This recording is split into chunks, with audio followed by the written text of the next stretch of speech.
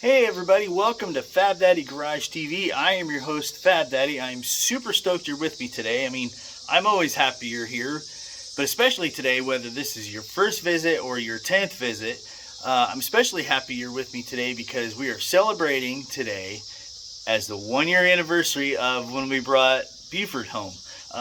This probably isn't going to get posted until the 29th or 30th, possibly the 31st. But today is August 25th, 2025, and 1 year ago today, we unloaded Buford off of the trailer here at Fab Daddy Garage.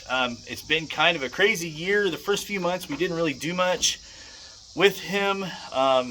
We basically pulled the blown up 454 out of him, tore it down, showed all the carnage that happened inside, and found out we weren't going to be able to reuse the engine. Ended up selling the engine block and main caps to John Force Racing's main machinist. Loud trailer going by there.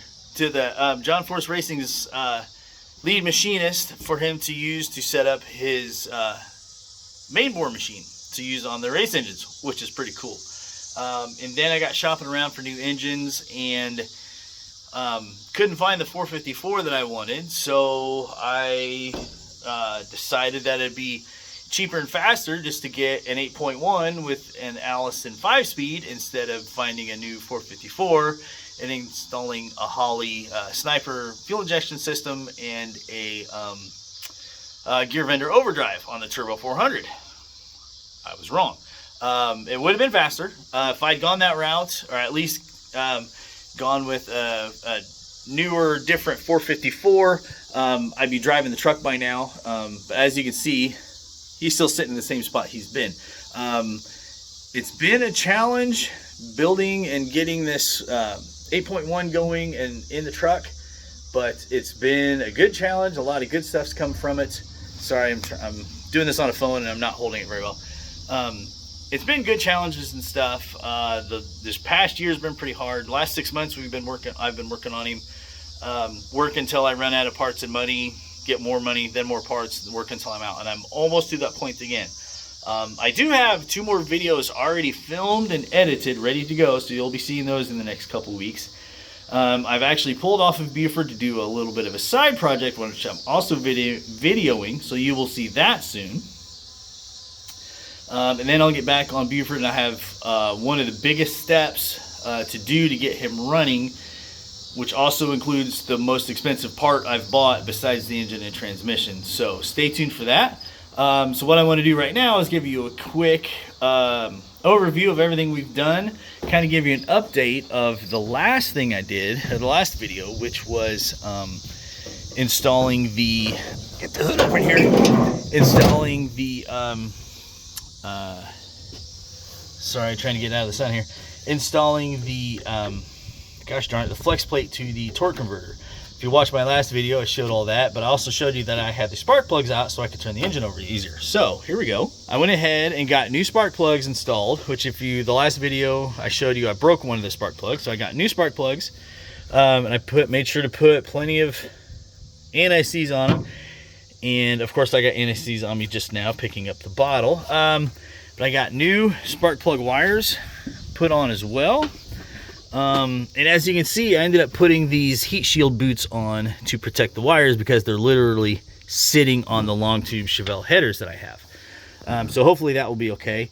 I've done a little bit of work up here with the fuel rail. I took the fuel rail out. That was a big fiasco because a couple of the O-rings on the injectors fell down into the intake. Luckily, I bought a bore scope that connects to my phone that I could see down in there, and I made a little hook. Was actually able to pluck them back out. I didn't record it. I should have, but anyway, so I took that all out to replace this wiring harness because these wires right here and then a couple on the other side were damaged at some point. I don't know whether it happened while the engine was coming out. It didn't look like mice or anything had chewed on them, but they were damaged nonetheless, and it was going to be easier just to replace than to repair because it was right up here next to the plug. So there's that done. There's a lot of little bitty stuff to do. As you can see, I'm missing some hose clamps. I have this hose here, just haven't put it on yet. I have a new belt, haven't swapped out yet. So there's still plenty to do. I still need to address the air conditioner, because my wife says she's not going to ride in the truck if it doesn't have air conditioning. And there's a guy out there named Amos, pretty sure it's Amos Garcia, that he makes bracketry that mounts the AC compressor, I believe, right here underneath this or in front of this, to where the pulley, you get a different, you don't run the stock compressor, you run an aftermarket, and the pulley would line up with his bracketry to line up with this belt, so you don't need to run two belts. Because if you remember, the original AC pump or compressor, I'm sorry, mounts down in this area and it would hit the frame, so you have to notch out almost this whole top flange of the frame to get it to fit, and that weakens the frame. You don't want to do that. But recently I've heard of a 12-volt electric compressor that I've heard pretty good things about. If anybody that's watched like hot rod television shows, there's a guy named not Lucky Costa, although he's a pretty good guy. Tony Angelo. I'm sorry, Tony. I forgot your name there for a second. Tony Angelo, he has a YouTube channel called Stay Tuned. Or no, I'm sorry. It wasn't Tony Angelo. It was it Cotton? It was Mike Cotton. I'm sorry. I'm going to have to redo this part of the video. Any of you, those of you that know of, that have watched Hot Rod TV, know of a guy, Dave Cotton, that, not Dave Cotton, Mike Cotton. Man, I'm screwing up. Cut.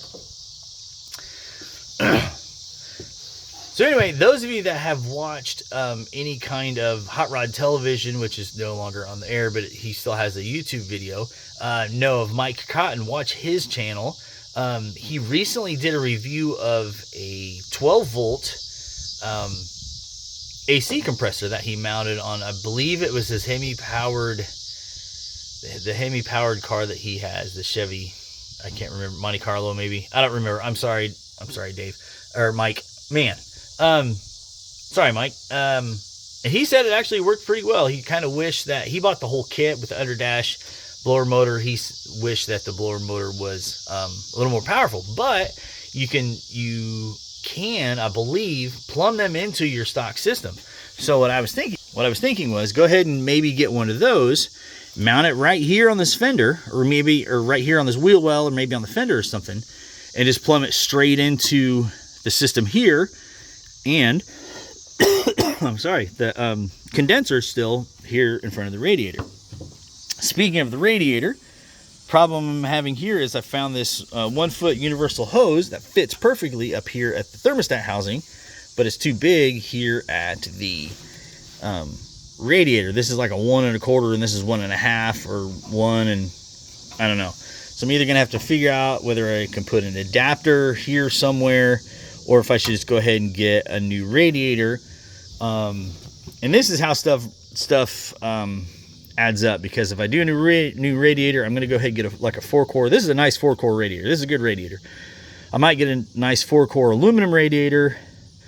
If I'm going to do that, I might as well go ahead and get one that has electric fans on it, and just go ahead and run electric fans, because if you notice, the mechanical fan is no longer there, because I'm having trouble getting the intake tube for this to hook up. Everything was just kind of in the way, so I just took it out.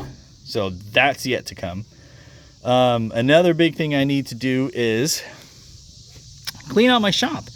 As you can see, I've got some other stuff going on right now. Like I said, I've pulled off, I'm doing another project, but my table's full of stuff, my cart's full of stuff, the floor is a mess. It's actually a little bit better than it was, because I needed to make room for the other project. So just wanted to give you a quick video, kind of an update. There's big things coming. I greatly appreciate you guys watching. I hope you don't feel like this is kind of a cop-out video, but I just wanted to celebrate Buford's 1-year anniversary with us here. I'm glad you came along to celebrate with me. So if you wouldn't mind, if you haven't already watched my other videos, I would greatly appreciate it, and it'd be great if you guys would go back, check out my other videos, click like if you like them, if you enjoyed them, subscribe, and I'd really appreciate it if you guys would share them with your friends. But anyway, thanks for watching. See you guys next time.